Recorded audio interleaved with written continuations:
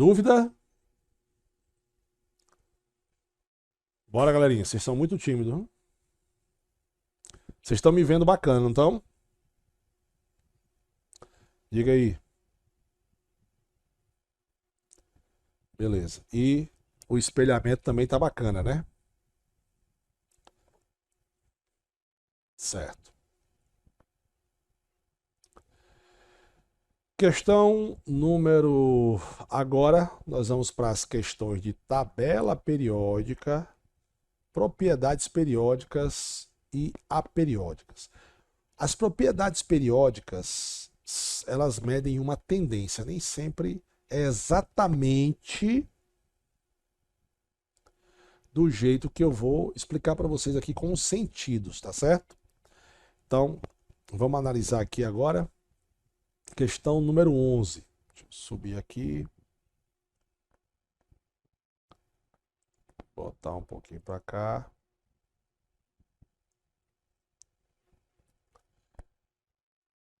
Propriedades periódicas. Propriedades periódicas, você lembrar, eletronegatividade, eletropositividade, afinidade eletrônica. À medida que eu for fazendo, eu vou explicando, tá? Não é difícil, não. É só você lembrar do sentido das setinhas, tá? A UFT não vai cobrar as exceções. Então, nós temos a questão 1, questão do FT 2011-1. Analise as proposições a seguir em relação às propriedades periódicas dos elementos químicos. Beleza. Primeiro,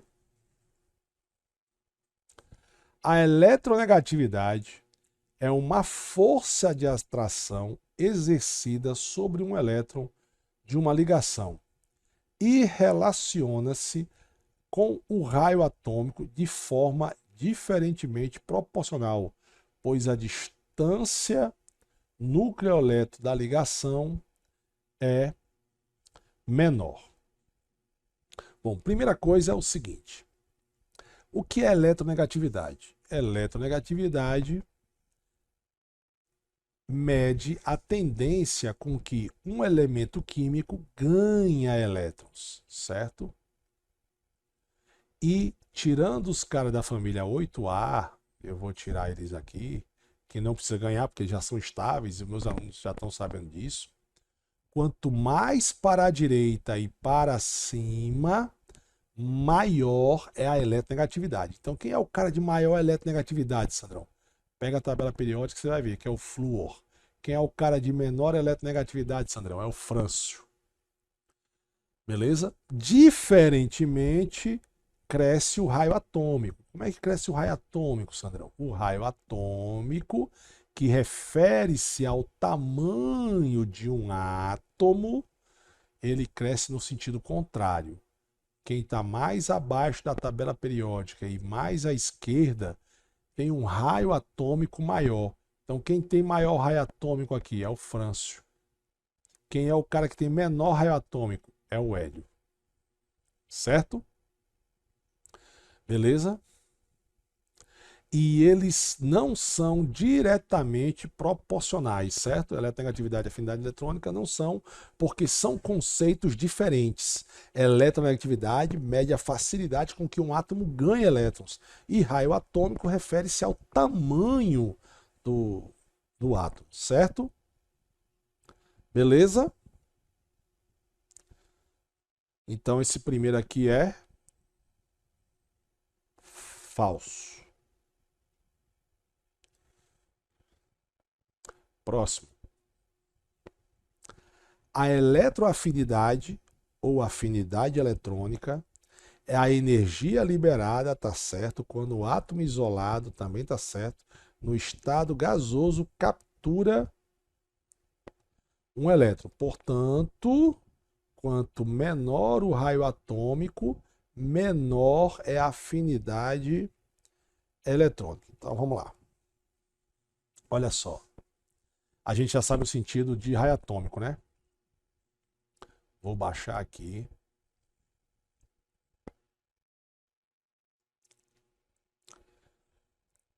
Afinidade eletrônica. Como é que é a afinidade eletrônica? Afinidade eletrônica, tá aqui a tabela periódica, tá? Eu vou botar logo duas aqui. Eu vou botar afinidade eletrônica e energia de ionização. Então aqui eu tenho afinidade eletrônica. Aqui eu tenho energia de ionização ou potencial de ionização. Qual é a diferença das duas, Sandrão? A afinidade eletrônica, realmente, é a energia liberada por um átomo isolado no estado gasoso necessária para ela ganhar um elétron. Já a energia de ionização é o contrário, é a energia absorvida por um átomo isolado no estado gasoso para doar um elétron.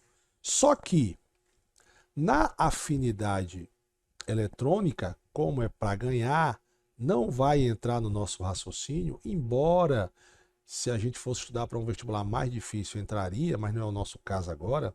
Os caras da família 8A não entram. Mas o sentido da seta é o seguinte, ó. Quanto mais para a direita e para cima, maior é essa energia para ganhar elétron. Do mesmo jeito é a energia de ionização. Aí você podia falar, poxa, Sandra, agora não entendi não. Se um é para ganhar, o outro é para perder, tem o mesmo sentido? É. E eu vou lhe explicar por quê. O flúor, ele tá bem aqui, certo, cara? O flúor é o cara mais eletronegativo, é o cara mais forte da tabela periódica. Quem se ligar com ele, ele vai ganhar. Certo? Bom, do mesmo jeito que ele é o cara que tem maior facilidade em ganhar, se ele é o cara mais fácil em ganhar, ele é um dos caras mais difíceis a perder. Concorda comigo? Embora na energia de ionização tá entrando os gases nobres, então vai entrar o hélio aqui, certo? O hélio é o cara de maior energia de ionização. É difícil perder o hélio. Ou perder o hélio, ó. Perder o elétron. Por quê? Porque o hélio, ele tem um núcleo e tem apenas 2 elétrons, tá? Então ele só tem uma camada. Geralmente você vai começar a perder elétrons da sua última camada. Então, quanto mais distante do núcleo o elétron tiver, menor é a atração núcleo-elétron, certo? Fica mais distante, né? Isso aí é igual um ímã, né? Quanto mais distante o ímã tiver, menor é a energia de atração. Quanto mais próximo ele tiver, maior vai ser essa energia. Então, cara, para você tirar o primeiro elétron, às vezes a gente chama também primeira energia de ionização, que é você tirar o primeiro elétron, né, da última camada. Para você tirar esse elétronzinho aqui do hélio, você tem que exercer muita energia, certo? Quanto mais próximo do núcleo, mais difícil é tirar o elétron. Bacana? Agora vamos para cá. A gente já sabe que a energia, a eletroafinidade ou afinidade eletrônica, eletroafinidade ou afinidade eletrônica é a mesma coisa, certo? E a gente já sabe que ela cresce igual à eletronegatividade, certo? É o mesmo sentido. Mais para a direita e para cima. Todas as duas, né? Mais para a direita e para cima. E a gente sabe que o nosso querido raio atômico está aqui, ó, é mais para baixo e para a sua esquerda. Aí ele fala o seguinte, ó, quanto menor o raio atômico, menor a afinidade eletrônica. Não, eles são sentidos contrários, certo? Então, quando é um maior, o outro é menor. Tá errado o menor, menor. Ou bota menor, maior, ou maior, menor, certo? Falso. Olha aqui, ela aqui, ó, que eu falei. Terceiro, a energia de ionização, que é ou potencial de ionização, é a energia mínima necessária para remover um elétron de um átomo gasoso isolado, certo? No seu estado fundamental. Tá certo isso aí? Tá. Então, terceiro, verdadeiro. Já eliminava quantas aí? Henrique, Natália, Sofia, Matheus. Primeiro, estão corretas, né? E a gente tem que prestar atenção nisso, eu já falei isso, né? Até eu dando aula para vocês agora, numa dessas minhas aulas, falta de atenção minha, eu tava marcando a correta, né? Que às vezes ele pergunta a incorreta, mas ele quer a correta. Então, a 1 é correta? Não. Então, corto aqui e corto aqui. A 2 é correta? Não. Pô, já matei a questão, ó. Já tinha matado, né? Na segunda. Beleza? A 3 e a 4. Mas vamos ver por que a 4 é a correta. O tamanho do átomo, de modo geral, varia em função do número de níveis eletrônicos, camadas, e do número de prótons, que é a carga nuclear. Olha só. Vamos botar aqui a tabela periódica, tá? Vou fazer uma... No livro de vocês tem a tabela periódica lá no final, tá? Se você pegar, você vai ver que a tabela periódica ela é mais ou menos assim. Não, ela é assim. O mais ou menos é porque eu vou desenhar todo o troncho aqui. Vou até aproveitar essa partezinha aqui da bordazinha do livro aí. Certo? Olhe no seu livro no final que tá assim.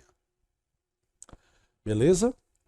Então você tem aqui, ó, a família 1A, que a gente já falou, 2A, aí você tem a família 3A até a 3B até a 2B, e aqui começa a 3B e vai até a 8A, não é isso aí? Então, na horizontal, eu tenho a família, ou grupo, tá? Na vertical, eu tenho justamente os períodos. Verdadeiro isso aqui. Eu tenho os períodos, ó.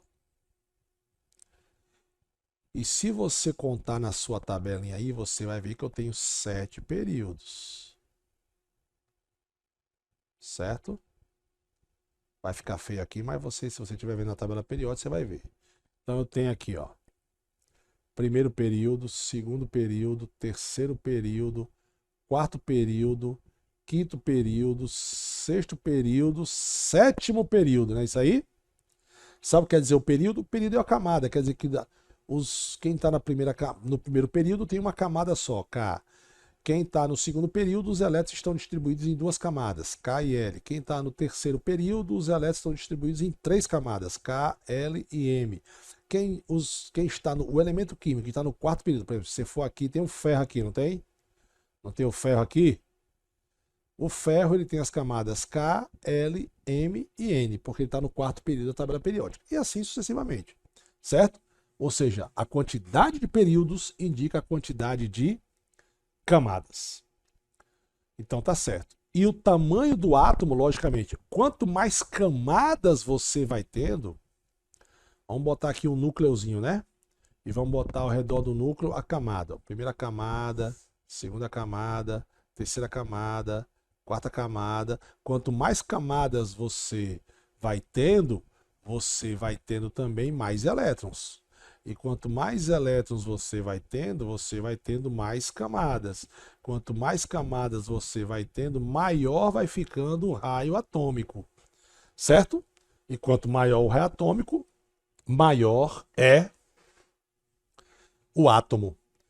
Como no estado fundamental, prótons é igual a elétrons, quanto mais elétrons você tiver, mais prótons você também vai ter. Certo?